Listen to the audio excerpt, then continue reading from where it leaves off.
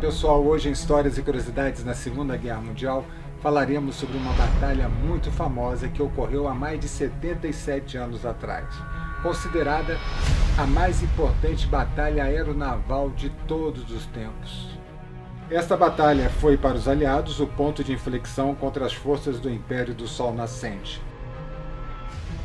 Representou um divisor de águas, dando aos americanos sua primeira vitória no Pacífico, após o infame ataque japonês a Pearl Harbor 6 meses antes. Um conflito que envolveu inteligência, sabedoria, uma pitada de sorte e muita determinação. Este episódio da Segunda Guerra Mundial é tão enigmático que já rendeu algumas produções cinematográficas. Entre as mais importantes, um documentário realizado em 1942, ganhador do Oscar, dirigido pelo lendário John Ford, que estava presente na ilha durante o ataque. Depois, em 1976, tivemos uma produção com elenco estelar. E agora, este ano, Hollywood nos brindará com mais uma superprodução contando essa história. Só de pensar, eu fico arrepiado. Com vocês, a Batalha de Midway.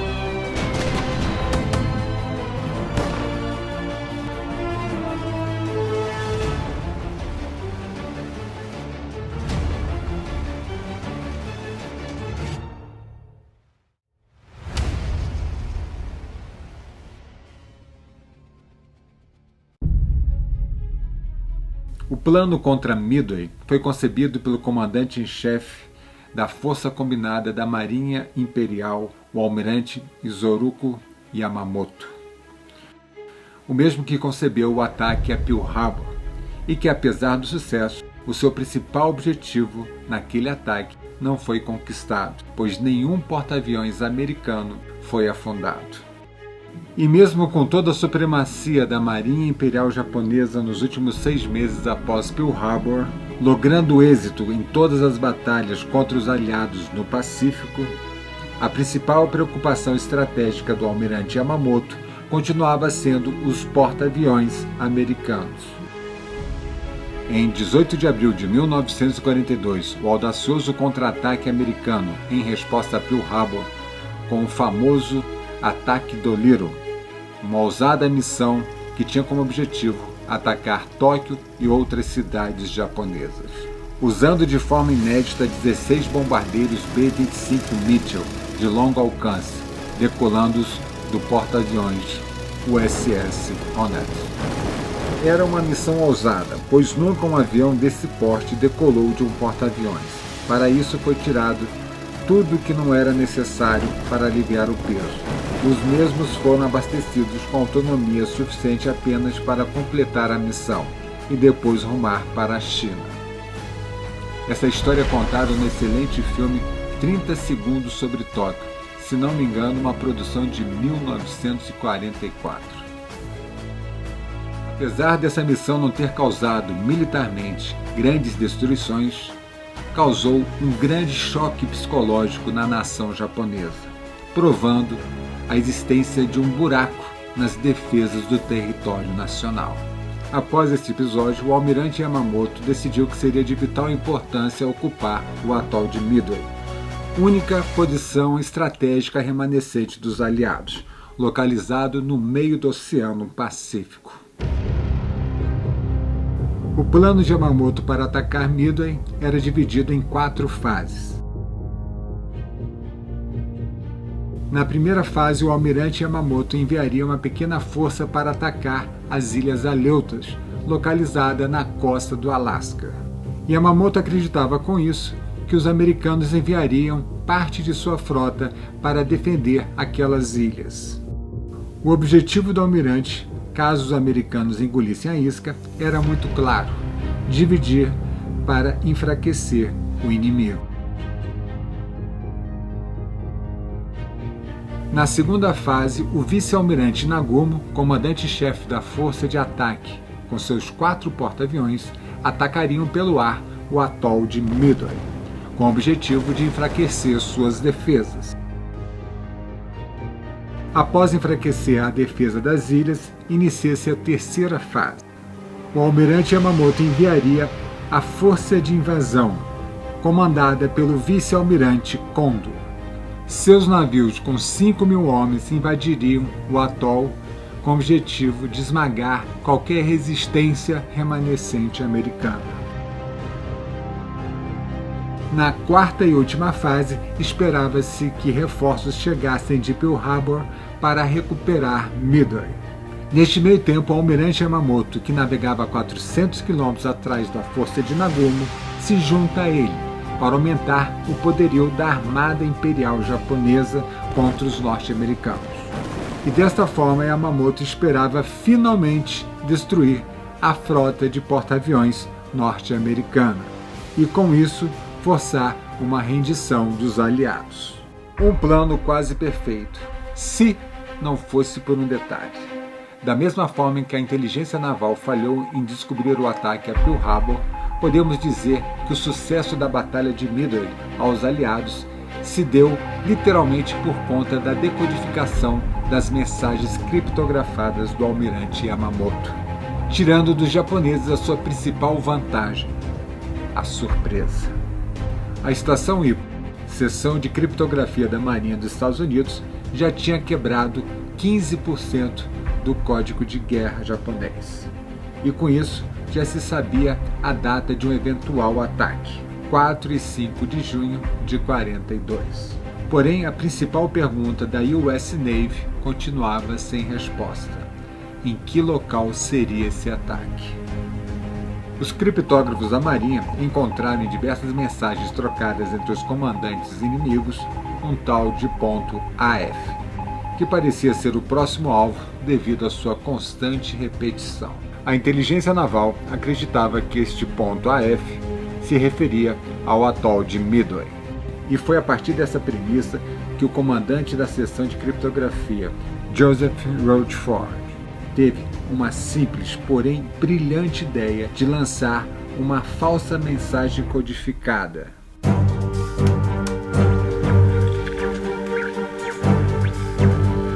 Avisando que, abre aspas, a ilha de Midway precisa de água potável. Horas depois, os serviços de escuta de todo o Pacífico decodificaram a seguinte mensagem japonesa para o quartel-general em Tóquio: falta água potável no ponto AF. O pretenso ataque a Midway tinha sido descoberto antes mesmo de começar. Até parece que a partir daquele momento, os deuses da guerra conspiraram contra o Império Japonês.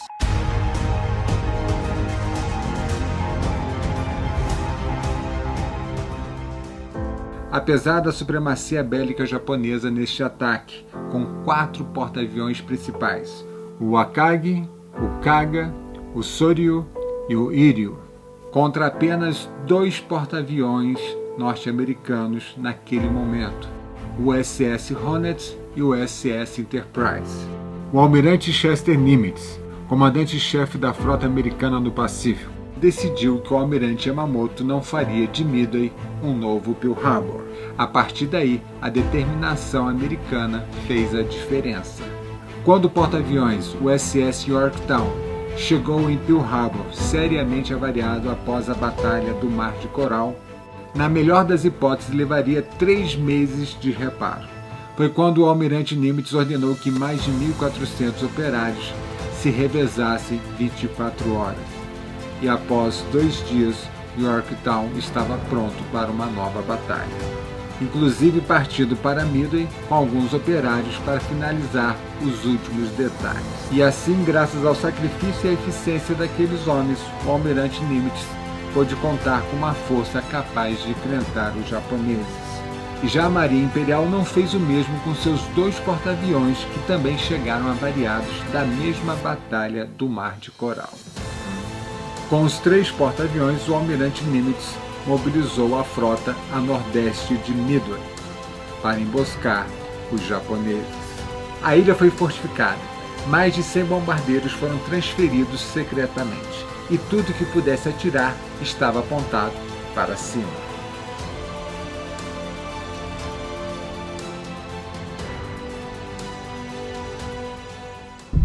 A estratégia era esperar o ataque japonês e lançar os bombardeiros antes que o inimigo chegasse à ilha. Mas não para defender o atol de Midway, e sim para encontrar os porta-aviões inimigos.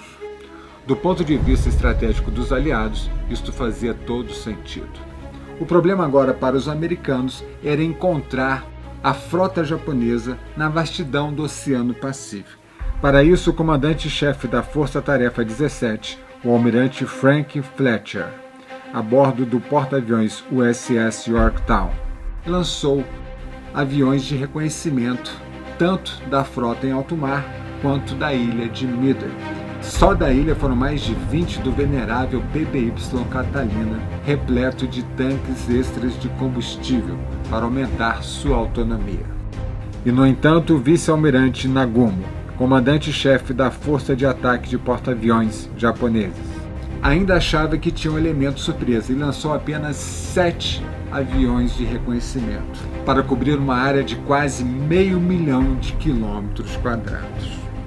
O reconhecimento mal feito custará ao almirante Nagumo tempo precioso numa batalha onde cada minuto conta. Já no caso dos aliados terem feito uma varredura minuciosa, traz resultados. Às 5h30 da manhã do dia 4 de junho, foram localizados os 4 porta-aviões japoneses. E como planejado, o almirante Fletcher deixa os japoneses tomarem a iniciativa, onde iniciam o ataque a Midway. Em seguida, os aliados respondem lançando um contra-ataque de Midway, não para defender a ilha, mas para atacar os porta-aviões.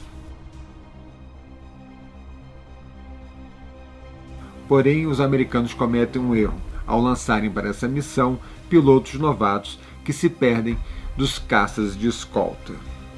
Os torpedeiros sem a devida escolta tornaram-se alvos fáceis aos brilhantes pilotos japoneses, e praticamente quase todo o esquadrão foi dizimado, sem que nenhum navio japonês fosse atingido.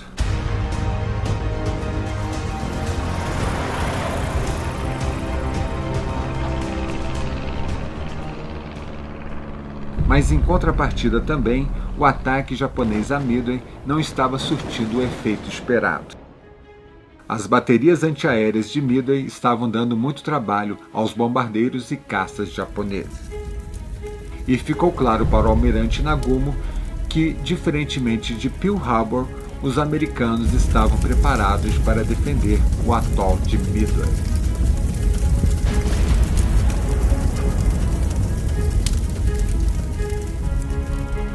O almirante Nagumo começa a preparar a segunda leva de aviões para atacar Midway novamente, quando recebe uma terrível notícia. Um de seus aviões de reconhecimento localizou um porta-aviões americano a apenas 400 quilômetros de distância. Para Nagumo, essa notícia era uma tremenda surpresa, pois acreditava que os porta-aviões americanos deveriam estar em Pearl Harbor. O almirante Nagumo teria que decidir rapidamente se seguiria seu plano inicial de atacar Midway novamente ou partiria para atacar o porta-aviões. Para isso, ele teria que trocar o armamento da maioria dos aviões que estavam com a munição errada para torpedos, munição ideal para atacar um porta-aviões. Porém, manobra essa que lhe custaria um enorme tempo, algo que ele não tinha. Mesmo assim, o almirante Nagumo decide trocar os armamentos dos aviões, manobra que levará no mínimo 1 hora para executar. E essa decisão se mostrará fatal para a Marinha Imperial Japonesa.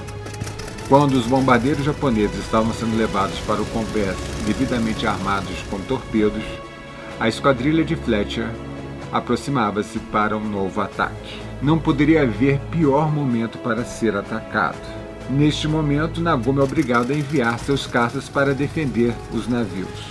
E dessa forma, os bombardeiros estavam presos nos hangares dos porta-aviões, lembrando que estavam com tanques cheios e armados com torpedos. Ou seja, naquele momento, o almirante Nagumo estava a bordo de uma bomba flutuante. Porém, mais uma vez, a falta de experiência dos pilotos americanos pilotando os lentos bombardeiros tornaram-se alvos fáceis, e os caças Zero japoneses abateram todos os aviões aliados. Apesar da determinação dos pilotos americanos, nenhum navio japonês é atingido. Um verdadeiro massacre para os aliados. Os americanos perderam a vantagem. O almirante Nagumo se prepara novamente para lançar seus bombardeiros. Operação que levaria ainda 45 minutos. Só que desta vez, os caças ficarão perto dos bombardeiros para defendê-los.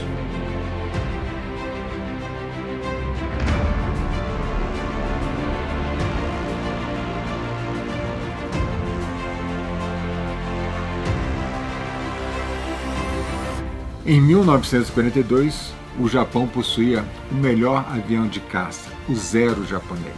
Um avião fantástico, leve, rápido, ágil e com poder de fogo enorme com seus canhões de 20 mm.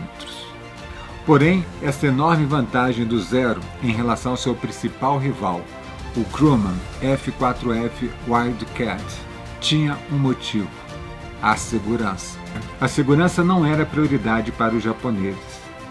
O avião japonês, ao contrário do seu rival americano, não era blindado e não tinha tanque de combustível autosselante. Este tanque autosselante possuía uma bexiga de borracha no interior do mesmo. À medida que o avião ia consumindo combustível, a bexiga se contraía, evitando dessa forma a formação de gases no interior do tanque, tornando-o muito mais difícil de se inflamar.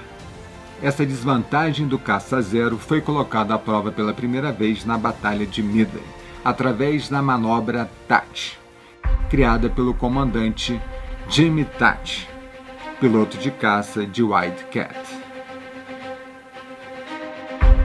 Estrategista de combate aéreo, o comandante Jimmy Tachi desenvolveu o que se chamava The Tachi Weave, uma formação de voo de combate que poderia combater aviões inimigos de desempenho superior. Na visão de Jimmy Tachi, os aviões americanos sairiam da formação padrão para voar em duplas, lado a lado, distantes entre si. Quando o avião Zero colava em um dos Wildcats, ele se tornava isca, absorvendo os tiros. Lembrando-se do que foi falado anteriormente, este avião ele era blindado e tinha tanque de combustível autosselante, portanto, ele aguentava mais tempo o tiro inimigo antes de ser derrubado. Imediatamente iniciava-se a manobra TAT, ou The Tachi Weave. Weave em inglês significa entrelaçar, onde ambos os aviões Wildcat mudavam de direção, convergindo entre eles, dessa forma aqui, ó. Repetia-se a manobra até que o avião Zero ficasse na alça de mira do segundo Wildcat, que o derrubava facilmente. Lembrando-se que bastasse um tiro no tanque de combustível do Zero, que ele pegava fogo igual um isqueiro Zippo.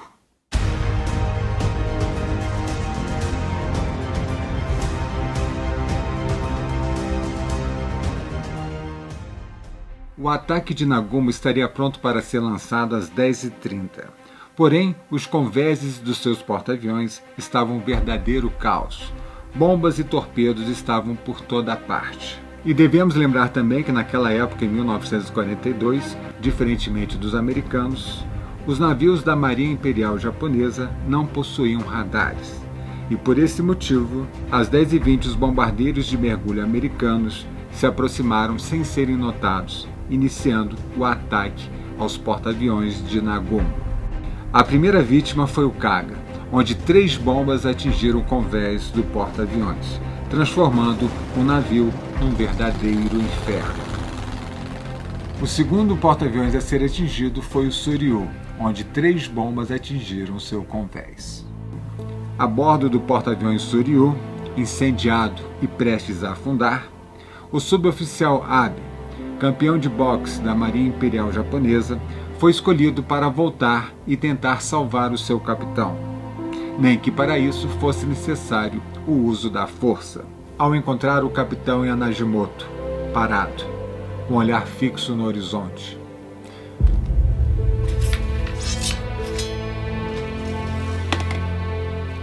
segurando uma espada em sua mão, o suboficial Abe disse: "Capitão, eu vim aqui a pedido de todos os seus homens para levá-lo são e salvo. Eles estão esperando pelo senhor. Por favor, venha comigo ao Destroyer." Quando essas palavras foram acolhidas pelo silêncio, o suboficial Abe adivinhou os seus pensamentos e avançou para ele com a intenção de carregá-lo para o barco. Mas a vontade e a determinação estampadas na face severa do capitão fizeram-no deter-se. Voltou-se com lágrima nos olhos e, ao deixar a ponte, ouviu o capitão Yanagimoto cantando Kimigayo, o hino nacional japonês.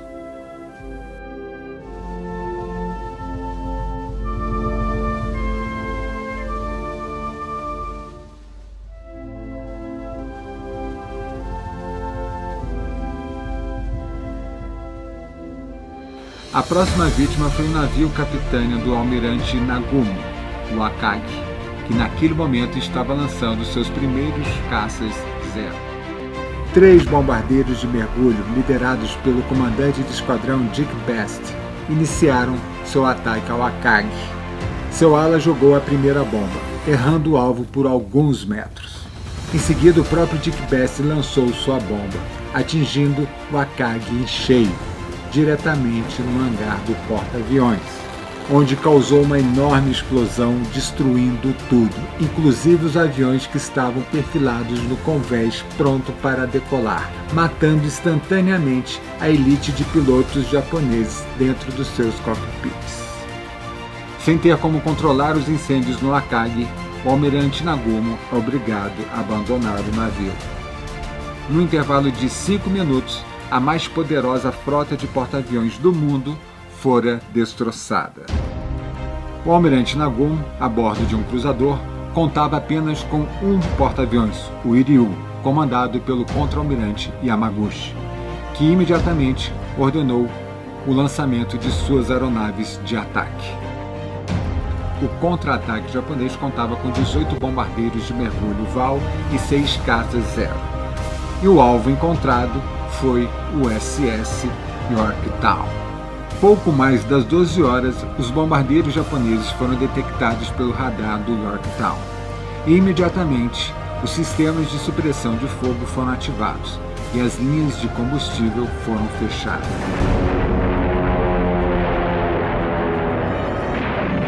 De cara, 10 aviões japoneses foram abatidos pelos Whitecats.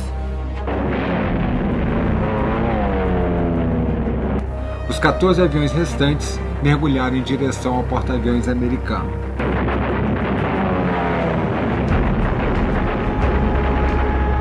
E apesar do castigo imposto pela artilharia antiaérea e da escolta de Wildcats, 5 aviões japoneses sobreviveram. E naquele momento, 3 bombas atingiram o navio Capitânia do almirante Fletcher. Apesar de ter sido atingido severamente, o controle de danos do Yorktown era tão eficiente que os incêndios catastróficos em menos de 1 hora foram apagados, sem que nenhum combustível e depósitos de munição fossem atingidos. E em 1 hora e 40 minutos, Yorktown estava navegando a 20 nós e sendo capaz de recolher e relançar seus aviões. O contra-almirante Yamaguchi decidiu lançar outro ataque.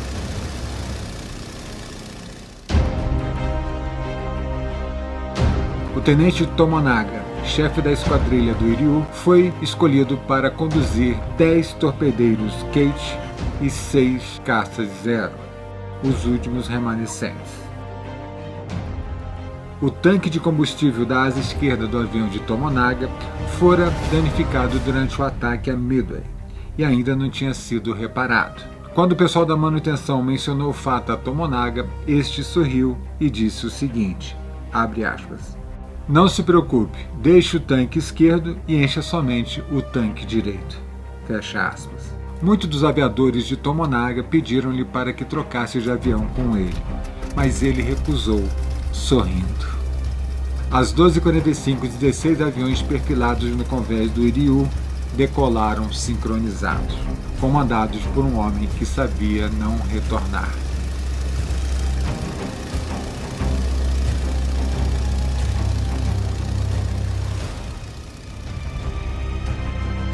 Os aviões de Tomonaga avistam novamente o SS Yorktown.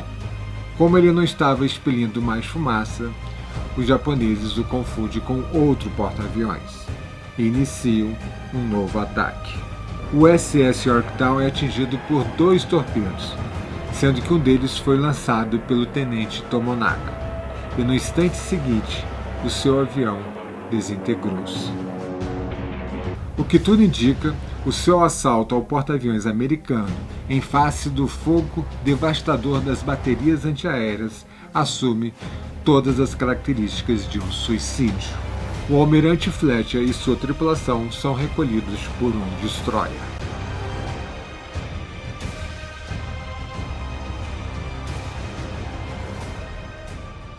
A bordo do SS Enterprise, o comandante-chefe da Força-Tarefa 16, o almirante Spruance, localizou o porta-aviões Iryu. Às 15h30, o Enterprise lançou 24 bombardeiros de mergulho e o Hornet outros 16. Às 17h05, o contra-almirante Yamaguchi, agora mais confiante pois acreditava ter afundado 2 porta-aviões americanos, estava se preparando para o seu terceiro ataque contra o que seria o último porta-aviões americano. Naquele momento, parte da tripulação já estava jantando e descansando, quando foi surpreendida por aeronaves aliadas.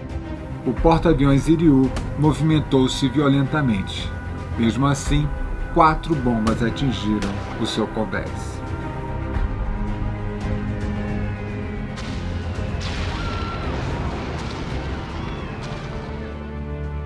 O contra-almirante Yamaguchi, ao perceber que seu navio afundava, ordenou, abre aspas, como comandante desta divisão de porta-aviões, sou o único inteiro responsável pela perda do Iryu.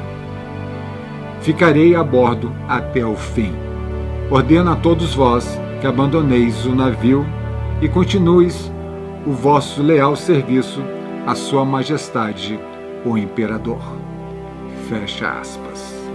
Esta passagem se encontra no excelente livro Midway, escrito por 2 oficiais japoneses veteranos desta batalha, Mitsuo Fushida e Masataki Okumiya. O Estado-Maior de Yamaguchi pediu permissão para ficar com ele na capitânia, mas seus rogos foram firmemente rejeitados. E com triste relutância, eles se prepararam para serem transferidos ao navio Kazagumo. Antes de partir, o almirante Yamaguchi e seu Estado-Maior levantaram um silencioso brinde de despedida, bebendo água de uma torneira ali perto. O capitão Kaku decidiu ficar com Yamaguchi. Assim, os 2 oficiais se despediram pela última vez dos seus subordinados. Quando os últimos sobreviventes deixaram o moribundo porta-aviões, os 2 oficiais subiram a ponte. de onde foram vistos pela última vez acenando para os seus homens que os haviam servidos por tanto tempo.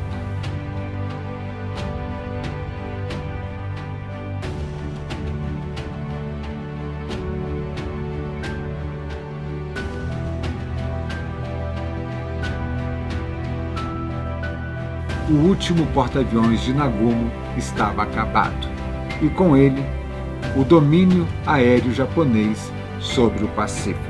Do dia 5 de junho de 1942, o almirante Yamamoto ordenou a retirada geral do atol de Midway. Assim terminou a maior batalha aeronaval da Segunda Guerra Mundial.